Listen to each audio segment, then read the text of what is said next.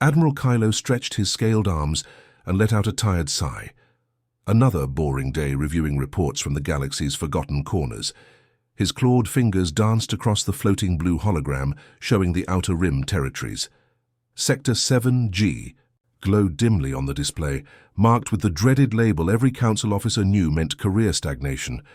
Primitive backwater, monitor only.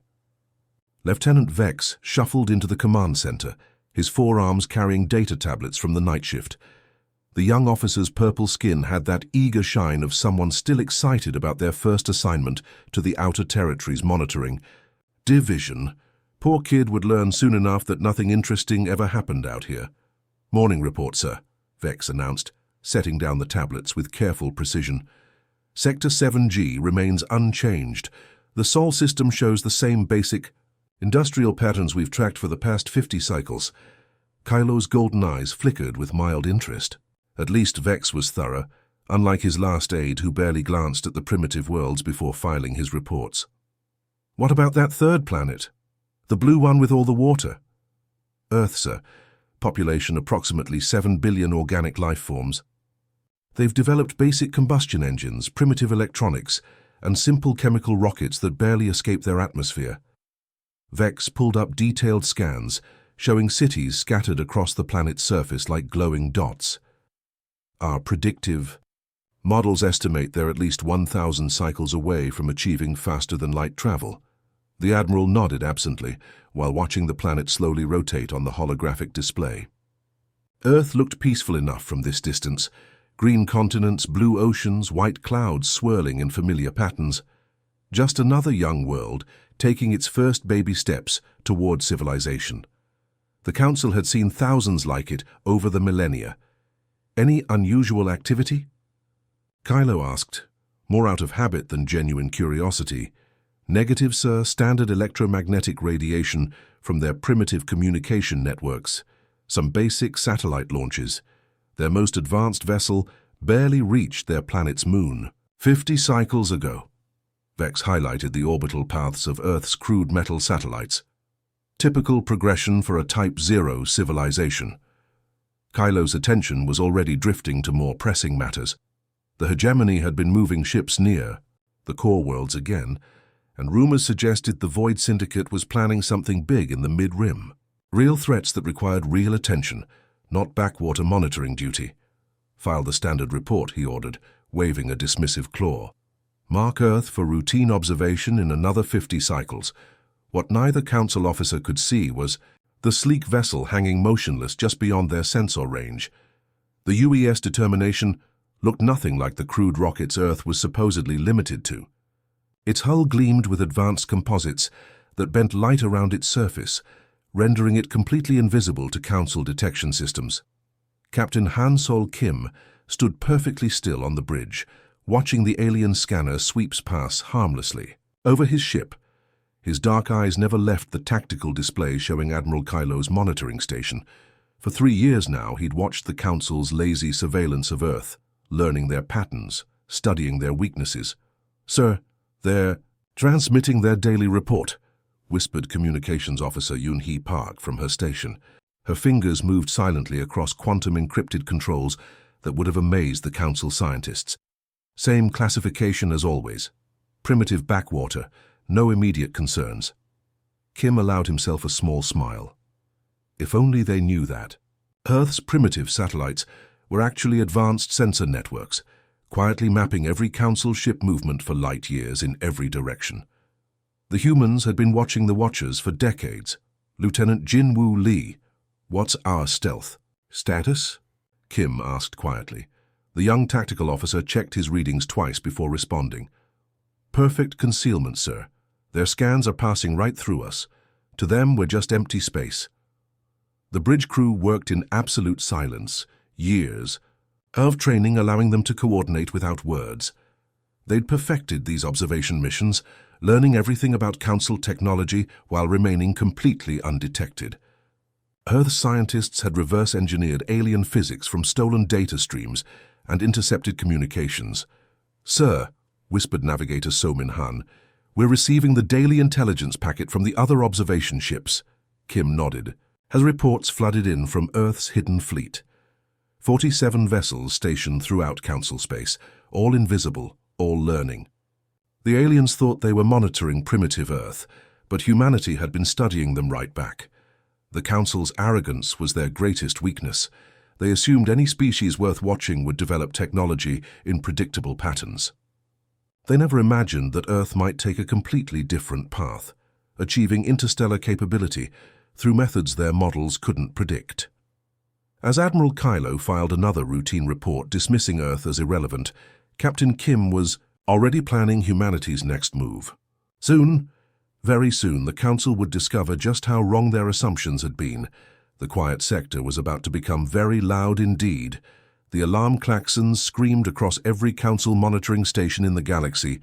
Admiral Kylo nearly spilled his morning thermal beverage as red warning lights bathed his command center in pulsing crimson. In 300 years of service, he'd never heard the priority alpha alert that now shattered the peaceful morning routine. "Report!" Kylo bellowed, his scaled hide bristling with sudden adrenaline. Lieutenant Vex stumbled over his own forelegs, rushing to the sensor console. His purple face had gone pale as he stared at readings that shouldn't exist. "Sir, we have massive contacts." Appearing simultaneously across 7 sectors, they just materialized out of nowhere. The main holographic display flickered to life, showing the galaxy's outer rim in stunning detail. Kylo's golden eyes widened as he watched hundreds of red dots appear along the territorial boundaries, like stars igniting in the darkness. Each dot represented a vessel larger than anything in the Council's database. "Impossible," Kylo whispered. "Our detection grids cover every possible approach vector. Nothing that size could reach our borders without months of advance warning." The ships themselves defied everything the Council understood about spacecraft design. Where Council vessels were grown from living biomaterials that curved gracefully through space, these newcomers looked like they'd been hammered together from raw metal and ceramic. Ugly, angular, and brutally functional. Yet somehow they'd achieved what the Council's most advanced stealth technology couldn't accomplish. "Sir, incoming transmission on all frequencies," announced Communications Officer Zara, her tentacles dancing across the quantum relay controls. "It's broadcasting simultaneously to every major Council world." The view screen crackled to life, revealing a figure that made Kylo's blood run cold. The being looked remarkably similar to the primitive creatures they'd been monitoring on Earth, but this one wore advanced military insignia and stood on what was clearly a starship bridge. "This is Captain Minho Park of the United Earth Fleet," the human said with calm authority. "We come seeking diplomatic contact with the Galactic Council. We request permission to establish formal relations between our civilizations." Kylo's crest flared in shock. Earth? The backwater planet they dismissed as primitive. This had to be some kind of mistake. His claws stabbed at the console, pulling up the latest surveillance data from Sector 7G. "Lieutenant Vex, verify these readings." "Immediately," Kylo ordered, his voice cracking with strain. "Cross-reference with our Earth monitoring data from this morning." The young officer's hands shook as he worked. "Sir, the energy signatures are unlike anything in our technological database. The hulls appear to be constructed from refined metallic alloys, but they're generating power readings that exceed our theoretical maximums. On the tactical display, the human fleet maintained perfect formation along the Council's territorial boundaries. Not one vessel crossed into sovereign space, but their message was clear. They could go anywhere they wanted, whenever they wanted. "How many ships are we looking at?" Kylo demanded, though he dreaded the answer. 312 confirmed. "Vessels, sir," Vex reported, his voice barely above a whisper. "All maintaining equidistant spacing along our borders. They're demonstrating complete control over their positioning." The mathematical precision was terrifying. No primitive civilization could coordinate such a massive fleet across multiple sectors without advanced quantum communication networks. Yet, according to Council records, Earth had barely achieved radio transmission 50 cycles ago. "Sir, we're receiving priority communications from the core worlds," Zara announced urgently. "Admiral Thresh of the First Fleet is demanding immediate intel reports. The Council High Command is convening an emergency session." Before Kylo could respond, the view screen shimmered again. This time, a different human appeared. Where Captain Park had worn military dress, this figure carried herself with the practiced elegance of a seasoned diplomat. Her dark hair was pulled back in a simple style, and her eyes held the kind of calm confidence that came from holding all the cards in a high-stakes game. "Greetings, Admiral Kylo," she said, and his crest nearly molted in shock. She knew his name. "I am Ambassador So-Young Lee, speaking on behalf of the United Earth Government. We apologize for the dramatic nature of our arrival, but we felt it necessary to ensure we had your full attention." The command center fell silent, except for the soft hum of emergency systems.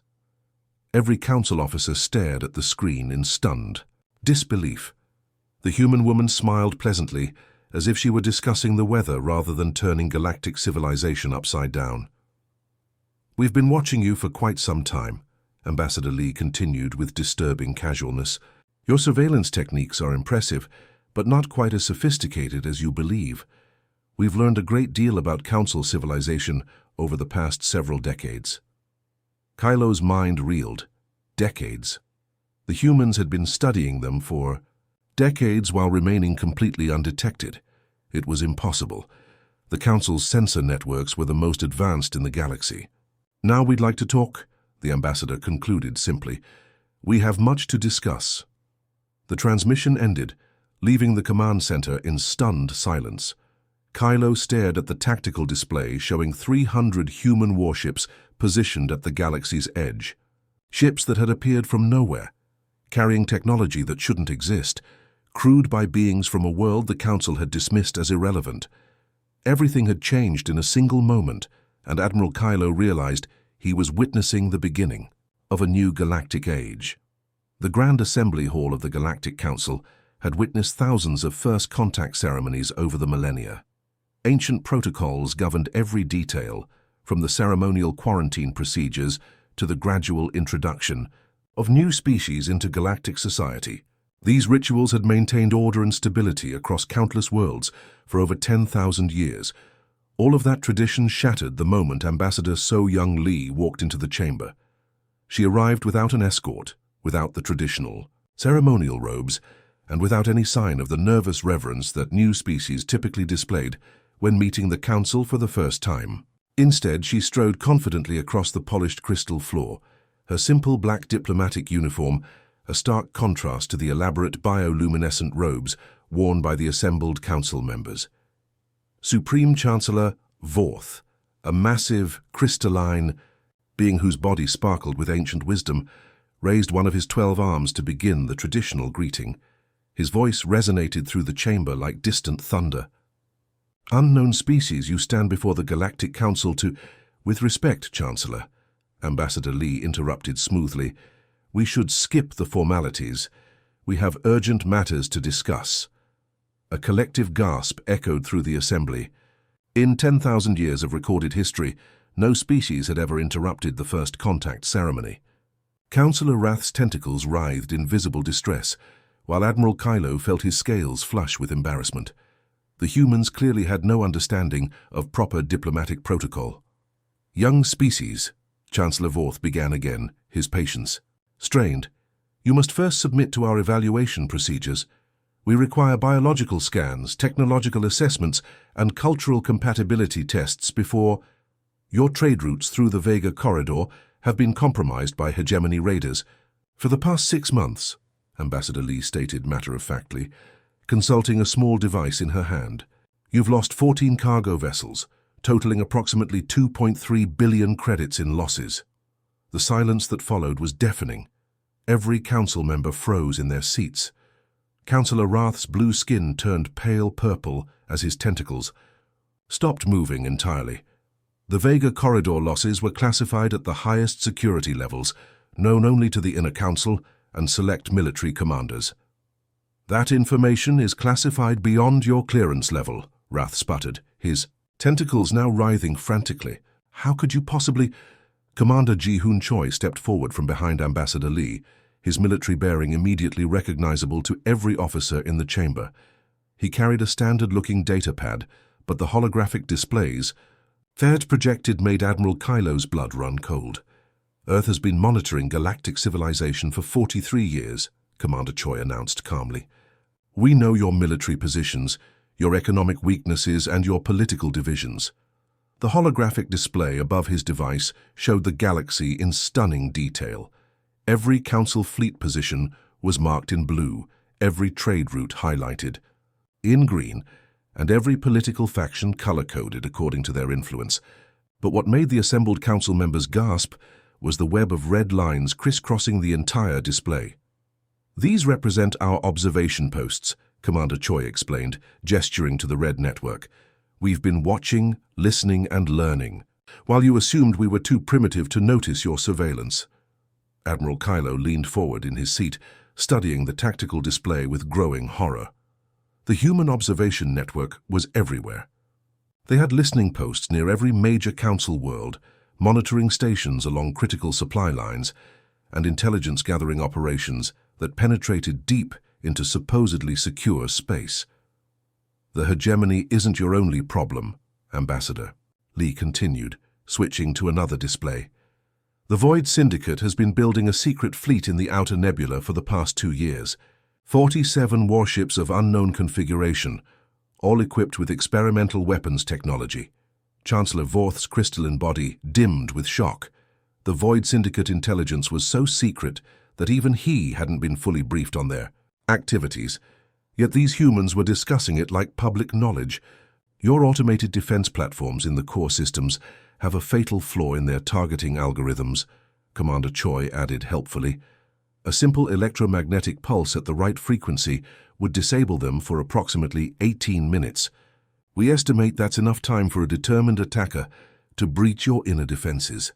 The revelation sent shockwaves through the assembly. Not only had these humans achieved impossible stealth technology, they had been invisibly studying every aspect of Council civilization while remaining completely undetected. They knew military secrets, economic data, and security vulnerabilities. That should have been impossible for any outsider to discover. "Impossible," Admiral Kylo whispered. But even as he spoke, he knew the evidence was undeniable. Councillor Zara, her insectoid features clicking with nervous energy, managed to find her voice. "You've been spying on us for decades.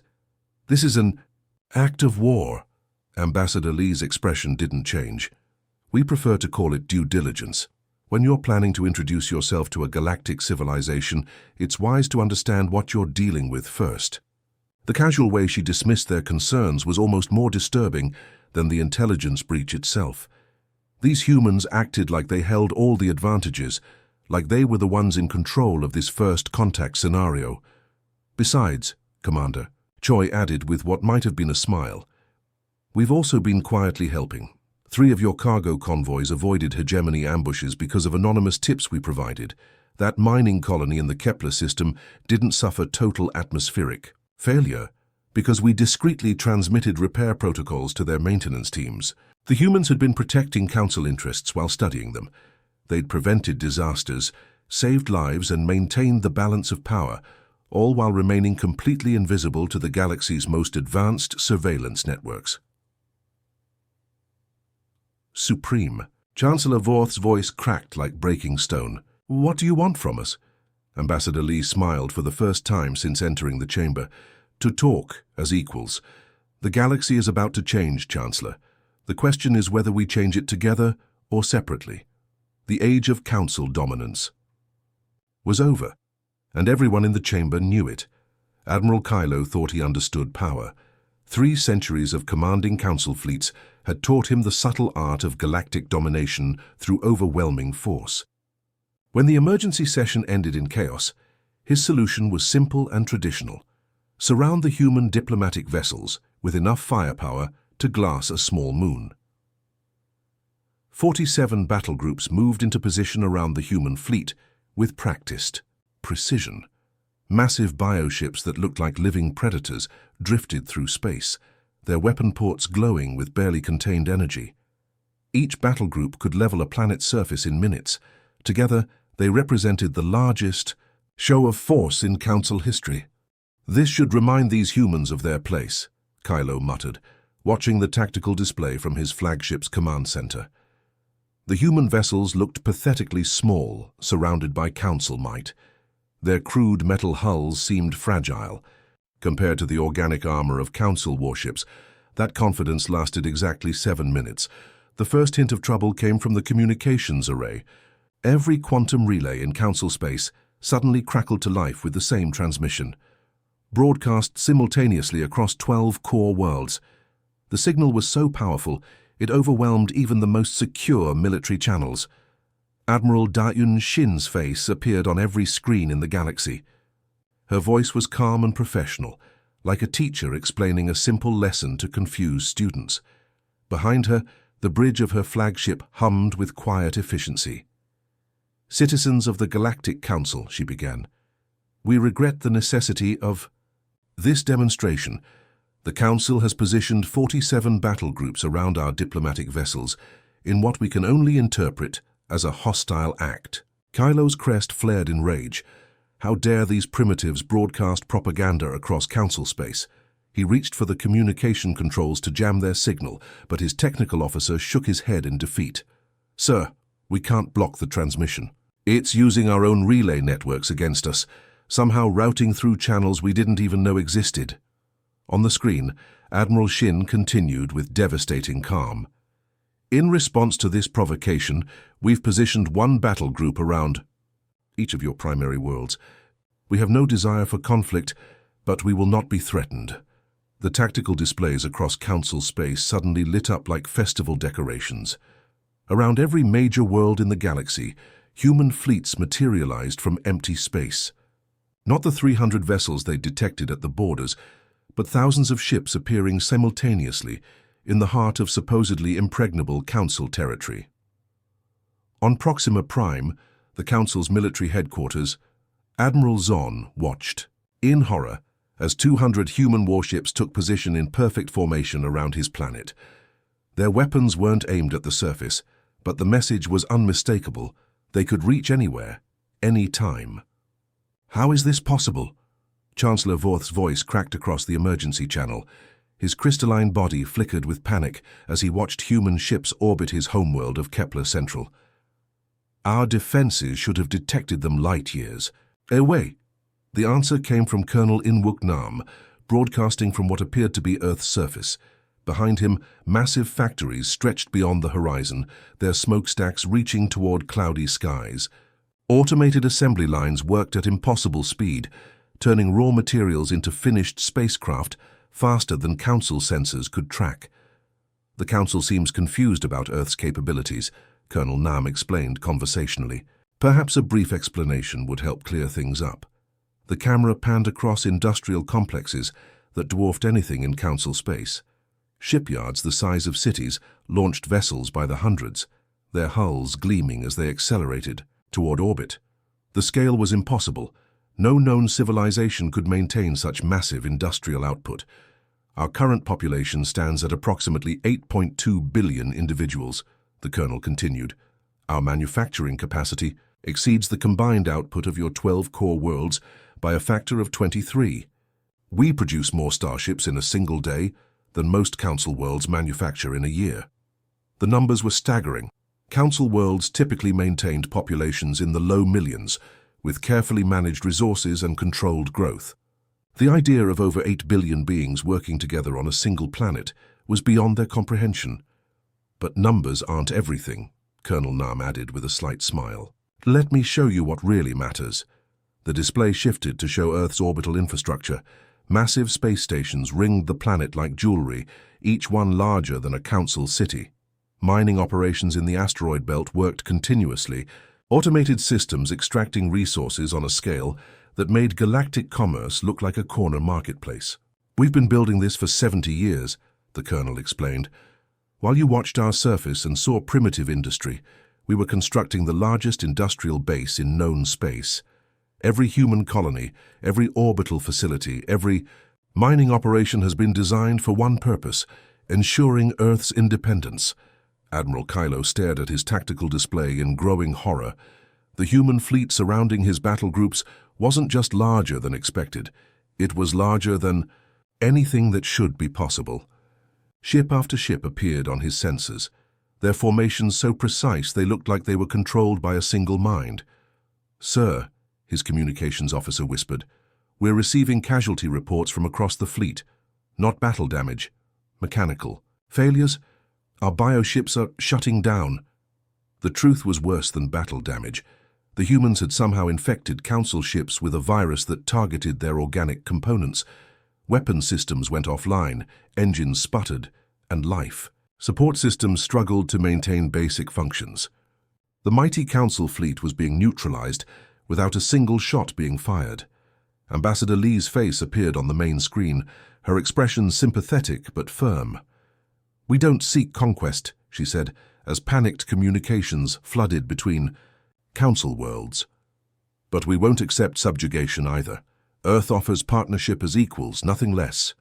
The message was crystal clear. Humanity had the capability to reshape galactic civilization by force, but they preferred negotiation. They could have destroyed the Council fleets, conquered their worlds, and imposed their will through violence. Instead, they chose to demonstrate their power and offer friendship. For the first time in his long career, Admiral Kylo realized he was completely outmatched. The humans had turned the galaxy's power structure upside down in a single day, and they'd done it without firing a shot. The age of Council supremacy was over, and the age of humanity had begun. 3 months had passed since the day humanity turned the galaxy upside down, and Admiral Kylo still couldn't believe what he was seeing. The grand ceremonial chamber on Nexus Station buzzed with activity, as beings from dozens of worlds gathered for the most important treaty signing in galactic history. The Terra Accords lay spread across the crystalline table, their holographic pages shimmering with legal text that would reshape civilization itself. Admiral Kylo's scaled hands trembled slightly as he reached for the ceremonial signing stylus.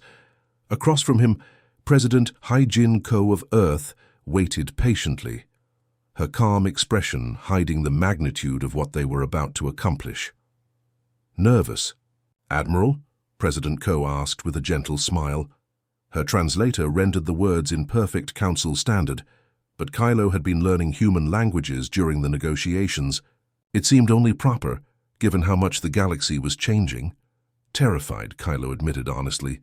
"In 300 years of service, I never imagined I'd be signing away everything the Council thought it knew about galactic order. The document before them wasn't just a treaty. It was a complete restructuring of how civilizations interacted across the stars.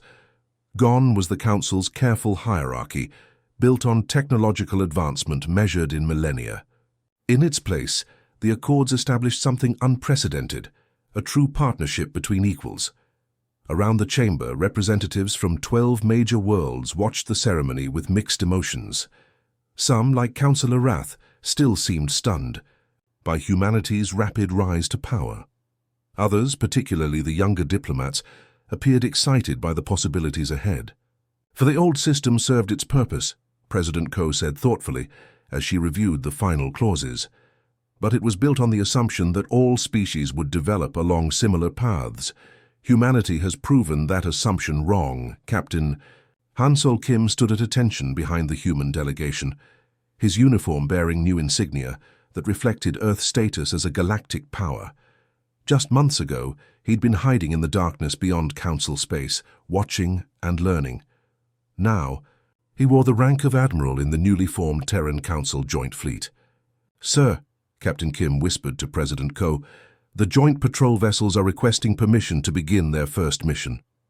Through the chamber's massive viewing ports, both human and Council ships could be seen working together in ways that would have been impossible just months earlier.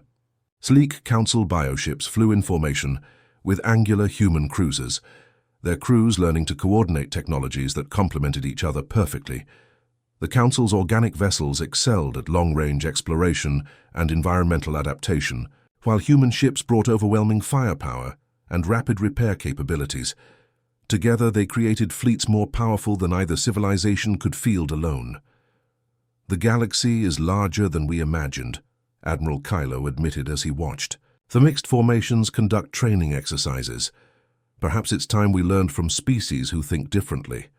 He signed his name with careful precision, each stroke representing thousands of years of tradition being transformed into something new. The stylus felt heavy in his claws, weighted with the responsibility of guiding his people into an uncertain future.